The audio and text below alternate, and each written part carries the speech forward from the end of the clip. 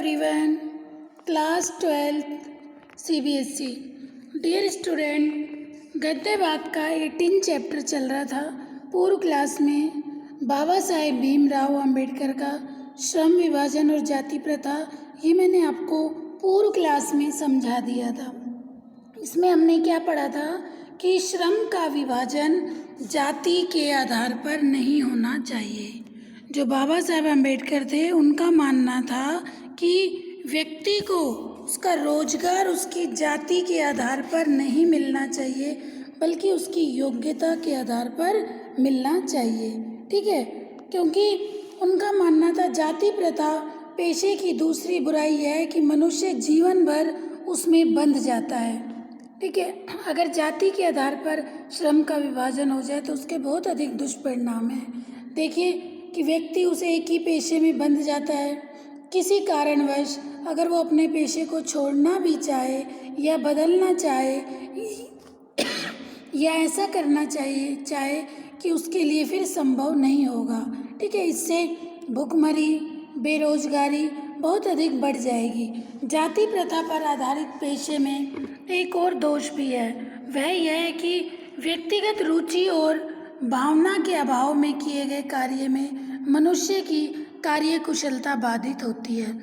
जैसे किसी व्यक्ति को उस कार्य को करने में बेटा बिल्कुल भी रुचि नहीं है, ठीक है, बिल्कुल मन नहीं है कि हमें ये काम करना है, लेकिन जाति के आधार पर वो बाध्य है कि उसे यही काम करना है। तो सोचो, वही कार्य अच्छे से हो पाता है जिसमें खुद की रुचि हो, खुद का इंटरेस्ट हो, तो वो उस कार्य की कुशलता भी बाधित होती है। ठीक है, जाति विशेष के लोगों के प्रति इस बात से समाज में ऊंच नीच की भावना भी विकसित होती है। ठीक है, लोगों के प्रति घृणा का भाव रखने के पीछे एक कारण यह भी है कि जिन कार्यों को हिंदू समाज में घृणा की दृष्टि से देखा जाता है, वे कार्य किसी जाति विशेष पर थोप दिए जाते हैं। फलस्वरूप उन कामों को करने वाली जाति समाज में हे दृष्टि से देखी जाती है। तो बाबा साहेब अम्बेडकर का कहना था कि व्यक्ति के श्रम का विभाजन जाति के आधार पर नहीं होना चाहिए, बल्कि उसकी योग्यता के आधार पर होना चाहिए। व्यक्ति की योग्यता, कुशलता, उसके टैलेंट के आधार पर होना चाहिए, ना कि उसकी जाति के आधार पर उसे पेशे का चुनने के लिए बाध्य नहीं होना चाहिए कि आपकी जाति ये कार्य कर रही है तो आपको भी यही काम करना है, ऐसा नहीं होना चाहिए। ठीक है, ये एक पार्ट 1 था, श्रम विभाजन व जाति प्रथा। ओके, अब इसके बाद हमारा इसका दूसरा पार्ट है, मेरी कल्पना का आदर्श समाज। देखिए, जैसा कि नाम से ही पता चल रहा है, मेरी कल्पना का आदर्श समाज। जो बाबा साहेब थे, भीमराव अंबेडकर थे, वो ये चाहते थे कि उनके अनुसार एक आदर्श समाज उसे कहा जा सकता है जो स्वतंत्रता, समानता तथा भाईचारे पर आधारित हो। मेरी कल्पना का आदर्श समाज, बाबा साहेब अम्बेडकर का मानना था कि आदर्श समाज वही कहा जा सकता है जो स्वतंत्रता, समानता और भाईचारे पर आधारित हो। इसके साथ ही एक आदर्श समाज में सभी के हित सुरक्षित हों, अर्थात सभी को फायदा हो, कोई सामाजिक परिवर्तन पूरे समाज तक पहुँचे और समाज के हितों में सभी की भागीदारी हो। यही लोकतंत्र का आधार है। कि कहने का क्या तात्पर्य बाबा साहेब अम्बेडकर का कि सभी के हित सुरक्षित हों, ठीक है, कोई सामाजिक परिवर्तन पूरे समाज तक पहुँचे तथा समाज के हितों में सभी की भागीदारी हो। अगर समाज में कुछ अच्छा हो रहा है तो उसके भागीदार सब हों, यही लोकतंत्र का आधार है। एक आदर्श समाज में सभी को समान रूप से आने जाने, जीवन तथा शारीरिक सुरक्षा की स्वतंत्रता होनी चाहिए, उस पर कोई बंधन नहीं होना चाहिए। इसी प्रकार संपत्ति के अधिकार तथा आजीविका चलाने के लिए औजार व सामग्री रखने की स्वतंत्रता भी एक आदर्श समाज में अपेक्षित है। अर्थात व्यक्ति लेखक के अनुसार आदर्श समाज वह है जो स्वतंत्रता, समानता तथा भाईचारे पर आधारित हो। भाईचारे मतलब आपसी मेल मिलाप, आपसी प्रेम, जहाँ स्वतंत्रता हो। हर व्यक्ति को कोई भी अच्छा कार्य करने के लिए उसे स्वतंत्रता होनी चाहिए, उस पर बंधन नहीं होना चाहिए। जैसे कि आपने पहले पढ़ा कि श्रम विभाजन का आधार जाति प्रथा नहीं होनी चाहिए। व्यक्ति को पूरी स्वतंत्रता होनी चाहिए कि उसे क्या कार्य करना है, जिसमें उसका लाभ हो उसे वही कार्य करना चाहिए। उस पर किसी तरह की बाध्यता, कोई बंधन नहीं होना चाहिए। ठीक है। समता, किसी तरह का कोई भेदभाव नहीं करना चाहिए, सभी के साथ समान व्यवहार होना चाहिए। भाईचारा, आपसी मेल मिलाप होना चाहिए। ऐसे समाज की कल्पना करते हैं कौन? भीमराव अंबेडकर। ठीक है। जाति प्रथा के खेदजनक परिणामों की नीरस तथा गाथा को सुनते सुनाते आप में से कुछ लोग निश्चय ही ऊब गए होंगे कि अब तक हम जाति प्रथा को लेकर बात कर रहे थे, श्रम विभाजन, यह अस्वाभाविक भी नहीं है। तो ये सब चीज़ें स्वाभाविक नहीं हैं, ऐसा नहीं होना चाहिए। अतः मैं अब समस्या के रचनात्मक पहलू को लेता हूँ। मेरे द्वारा जाति प्रथा की आलोचना सुनकर आप लोग मुझसे यह प्रश्न पूछना चाहेंगे कि यदि मैं जातियों के विरुद्ध हूँ तो फिर मेरी दृष्टि में आदर्श समाज क्या है? ठीक है, यदि ऐसा पूछेंगे तो मेरा उत्तर होगा कि मेरा आदर्श समाज स्वतंत्रता, समानता और भ्रातृता अर्थात भाईचारे पर आधारित होगा। अंबेडकर जी का मानना था कि मेरी कल्पना में आदर्श समाज क्या है, जिसमें स्वतंत्रता हो, समानता हो और भाईचारा हो। क्या यह ठीक नहीं? भाईचारे में किसी को क्या आपत्ति हो सकती है? किसी भी आदर्श समाज में इतनी गतिशीलता होनी चाहिए जिसमें कोई भी वांछित परिवर्तन समाज के एक छोर के दूसरे तक संचरित हो सके। समाज में कोई भी परिवर्तन हो, उसमें समाज का हर व्यक्ति भागीदार होना चाहिए। ऐसे समाज के बहुविधि हितों में जिसमें अधिक से अधिक लोगों का हित हो।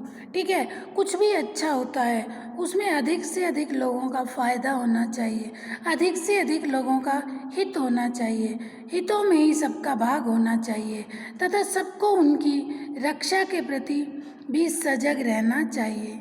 सामाजिक जीवन में अबाध संपर्क में अनेक साधन व अवसर उपलब्ध रहने चाहिए। कहने का तात्पर्य यह है कि दूध पानी के मिश्रण की तरह भाईचारे का यह वास्तविक रूप है। बाबा साहब ने क्या कहा? भाईचारा कैसा होना चाहिए? दूध और पानी के मिश्रण के समान। जैसे दूध में हम पानी को मिला दें तो पानी दूध में मिक्स हो जाता है, आप उसे फिर अलग नहीं कर सकते, मिल जाता है। ऐसे ही आपसी भाईचारा होना चाहिए, आपस में प्रेम होना चाहिए, अपनत्व होना चाहिए। भाईचारे का दूसरा नाम ही लोकतंत्र है, क्योंकि लोकतंत्र केवल शासन की एक पद्धति ही नहीं है। लोकतंत्र मूलतः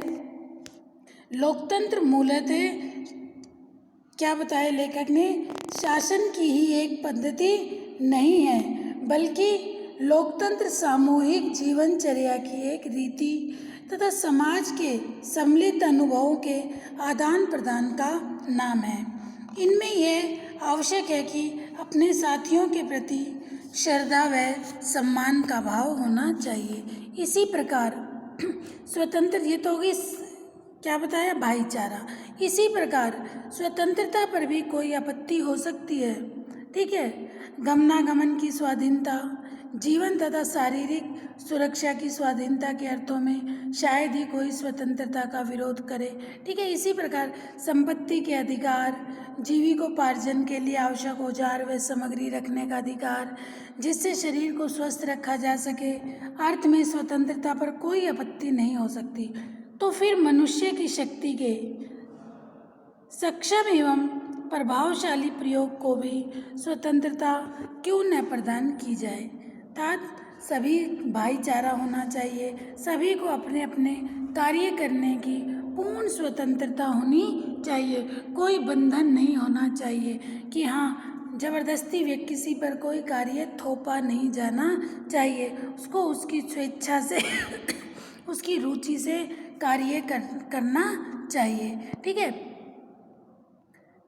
जाति प्रथा के पोषक जीवन, शारीरिक सुरक्षा तथा संपत्ति के अधिकार की स्वतंत्रता को तो स्वीकार कर लेंगे।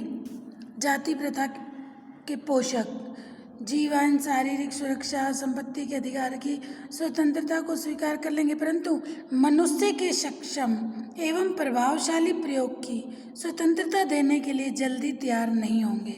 देखिए, जो जाति प्रथा के पोषक हैं, जो जातिवाद को मानते हैं, ऐसे व्यक्ति को उनके श्रम का विभाजन उनके जाति के आधार पर ही करना पसंद करेंगे। वो नहीं चाहेंगे कि वो उन्हें अपना व्यवसाय चुनने की स्वतंत्रता किसी को नहीं है। ठीक है।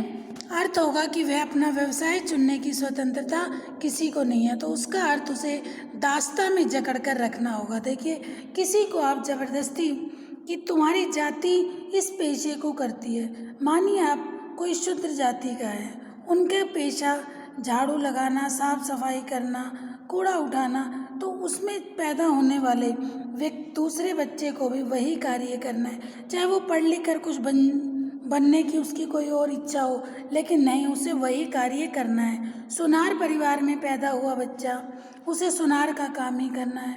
लोहार के घर पैदा हुआ बच्चा, उसे लोहे का काम ही करना है। अगर ऐसा बंधन जो जाति प्रथा के पोषक हैं, अगर वो इसे मानेंगे, तो ये दास्तां में वह स्थिति भी सम्मिलित है जिसमें कुछ व्यक्तियों को दूसरे लोगों के द्वारा निर्धारित व्यवहार एवं कर्तव्यों का पालन करने के लिए विवश होना पड़ता है। यह स्थिति कानूनी पराधीनता ना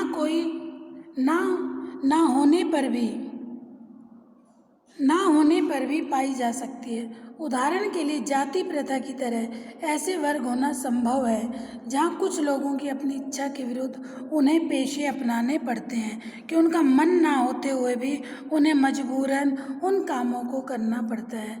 आइए समता पर विचार करें। देखिए, अभी बाबा साहब अम्बेडकर ने के अनुसार उनकी कल्पना का आदर्श समाज कैसा होना चाहिए, जिसमें भाईचारा, स्वतंत्रता और समानता हो। अब यह समानता कैसे हो? देखिए, फ्रांसीसी क्रांति के नारे में समता शब्द ही विवाद का विषय रहा। समता के जो आलोचक हैं, यह कह सकते हैं कि सभी मनुष्य बराबर नहीं होते, और उनका यह तर्क वजन भी रखता है कि सभी मनुष्य समान नहीं होते, लेकिन तथ्य होते हुए भी यह विशेष महत्व नहीं रखता, क्योंकि शाब्दिक अर्थ में समता असंभव होते हुए भी यह निमायक सिद्धांत है। मनुष्यों की क्षमता 3 बातों पर निर्भर रहती है: शारीरिक वंश परंपरा, सामाजिक उत्तराधिकार अर्थात सामाजिक परंपरा के रूप में माता पिता की कल्याण कामना, मनुष्य के अपने प्रयत्न। इन तीनों दृष्टियों में निसंदेह मनुष्य समान नहीं होते। देखिए, समानता, ठीक है, आप ये कहो कि सभी व्यक्ति समान नहीं होते, शारीरिक वंश परंपरा के अनुसार सभी समान नहीं होते, सामाजिक उत्तराधिकार के आधार पर सभी समान नहीं होते, और मनुष्य अपने प्रयत्नों से। तो क्या इन विशेषताओं के कारण समाज को भी उनके साथ असमान व्यवहार करना चाहिए? समता विरोध करने वालों के पास इसका क्या जवाब है? देखिए, व्यक्ति विशेष के दृष्टिकोण में असमान प्रयत्न के कारण असमान व्यवहार को अनुचित नहीं कहा जा सकता।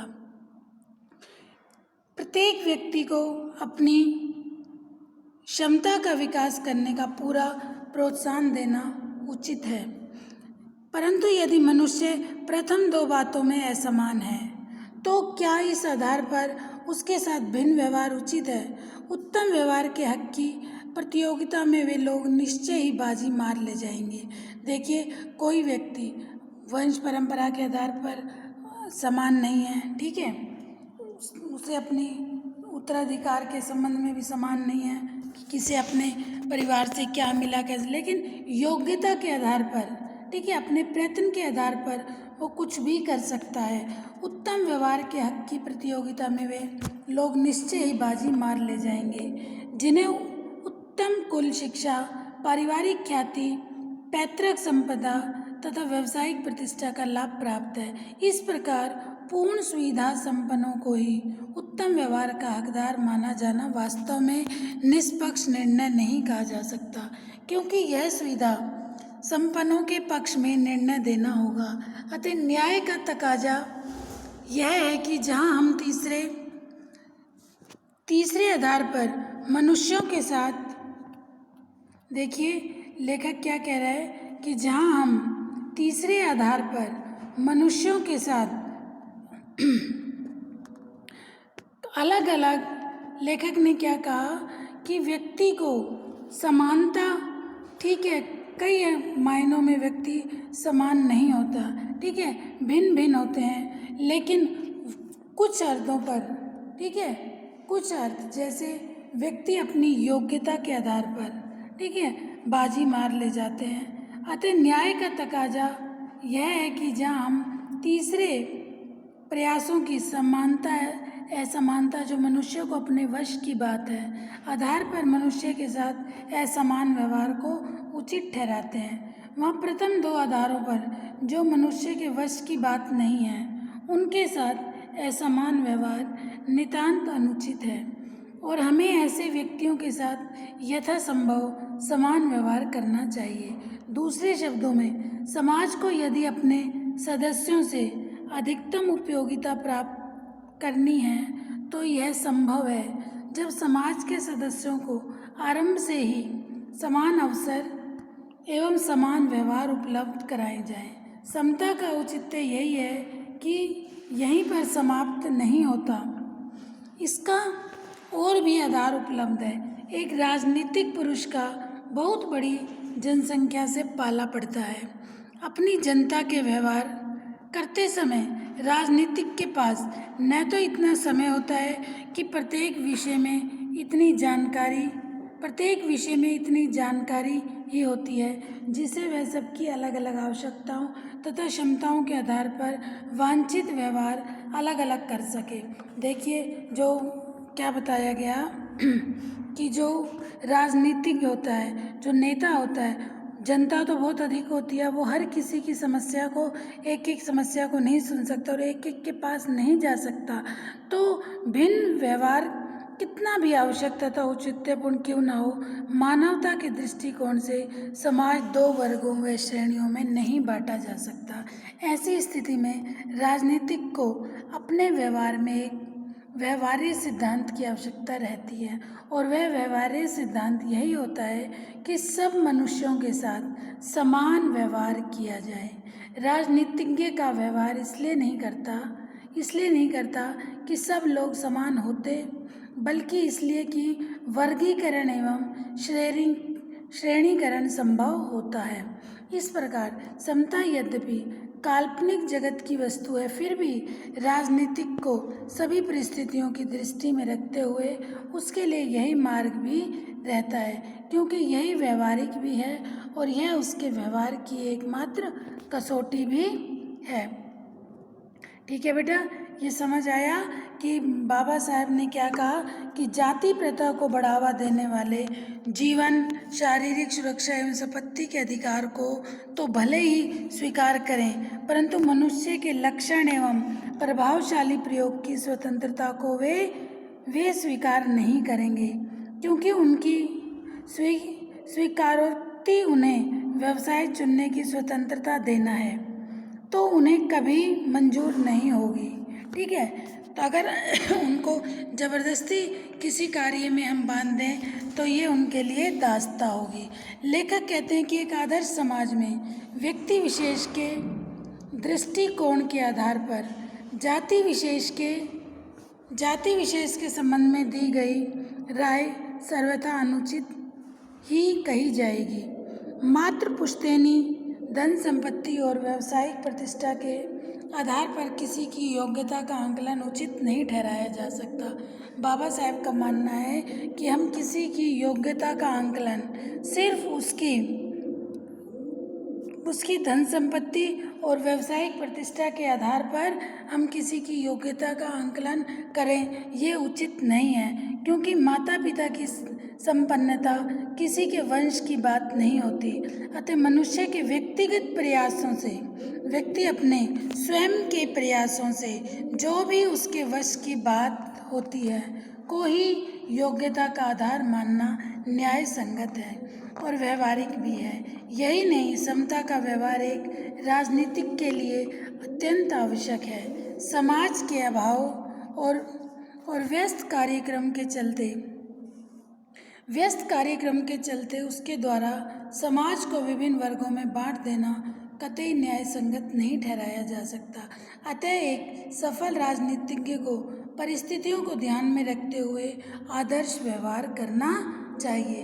पूरी सभा करनी चाहिए, उस सभा में सभी को समान समझना चाहिए और उसमें जो कुछ भी उन लोगों के लिए कहना है अपने विचार व्यक्त करने चाहिए। देखिए, समता, हम किसी को पारिवारिक व्यवसाय, परिवार की संपत्ति के आधार पर हम किसी को नहीं उसका आंकलन कर सकते उसकी योग्यता का, बल्कि उसकी योग्यता का आंकलन उसकी स्वयं की, ठीक है, योग्यता के आधार पर होता है। तो बाबा साहेब ने ऐसे उनकी नज़रों में, उनकी कल्पना का जो आदर्श समाज है वो को कैसा होना चाहिए, जिसमें स्वतंत्रता हो, ठीक है, स्वतंत्रता हो, समानता हो और स्वतंत्रता, समानता और भाईचारा, ठीक है। तो लेखक ने माना है कि लेखक ने आदर्श की स्थापना के लिए 3 तत्वों का होना अनिवार्य माना है। लेखक बाबा साहेब अम्बेडकर ने वो 3 तत्व कौन कौन से अनिवार्य माने हैं? स्वतंत्रता, समानता और भाईचारा, ठीक है। उनके अनुसार भाईचारे में स्त्रियों को सम्मिलित नहीं किया गया, क्योंकि लेखक का मूल प्रयास जातिवाद को समाप्त करना है। समाज के सभी सदस्यों के अधिकार एवं मेल जोल के प्रयास संभवतः लेखक स्त्रियों को भूल गए। लेखक ने भाईचारे शब्द को भाईचारे के रूप में स्पष्ट करते हुए इसे समाज के उत्थान में आवश्यक माना है, लेकिन इसमें स्त्रियों की भूमिका संदिग्ध है। हमारे विचार से भाईचारा शब्द के स्थान पर मेल जोल या भाईचारा शब्द उपयुक्त है, ठीक है। लेखक ने कैसे समाज की कल्पना की, जिसमें स्वतंत्रता हो, समानता हो और भाईचारा हो, ठीक है। जातिगत आधार पर किसी पर कोई बंधन नहीं होना चाहिए। किसी को जाति के आधार पर किसी भी कार्य को चुनने का उसे ज़बरदस्ती ये नहीं थोपा जाना चाहिए, ठीक है। 18 लेसन बेटा कंप्लीट हो गया। पार्ट फर्स्ट में ये था श्रम विभाजन व जाति प्रथा, तथा श्रम का विभाजन जाति के आधार पर नहीं होना चाहिए, व्यक्ति की योग्यता के आधार पर होना चाहिए। और दूसरा है मेरी सपनों का आदर्श समाज। मेरे सपनों का आदर्श समाज जिसमें स्वतंत्रता हो, समानता हो और स्वतंत्रता, समानता और भाईचारा होना चाहिए, ठीक है बेटा। ये 18 लेसन आपका कंप्लीट हो गया। गद्य खंड के आपके जो भी चैप्टर आ रहे थे बेटा सीबीएसई सिलेबस में, ठीक है, सीबीएसई सिलेबस में गद्य पाठ के आपके क्लास 12th में जो जो चैप्टर आ रहे थे वो मैंने आपके कंप्लीट करा दिए हैं। एक बार फिर आपको रिपीट कर देती हूँ। 11, 12, 13 एंड 14, 16 और 18 गद्य खंड में आपके ये चैप्टर आ रहे थे, ये मैंने आपको कंप्लीट करा दिए। 15 और 17 आपके पाठ्यक्रम से इस वर्ष हटा दिया गया है, तो आपके गद्य खंड के 6 लेसन कंप्लीट हो गए। ओके बेटा, कल हम पोएम काव्य खंड स्टार्ट करेंगे, ठीक है। काव्य खंड में भी आपके 1, 2 और 3 लेसन नहीं आ रहे, हम 4th लेसन से स्टार्ट करेंगे। रघुवीर साय कैमरे में बंद अपाहिज। ओके बेटा, कोई भी डाउट हो अपने डाउट ज़रूर क्लियर करो। जो भी वर्क आपको कराया जाता है डेली का वर्क आप डेली करो। जो भी वीडियो आती है ग्रुप में चैनल पे उसे अच्छे से सुनो समझो, ठीक है बेटा, और समय का सदुपयोग करो, ठीक है। Thank you.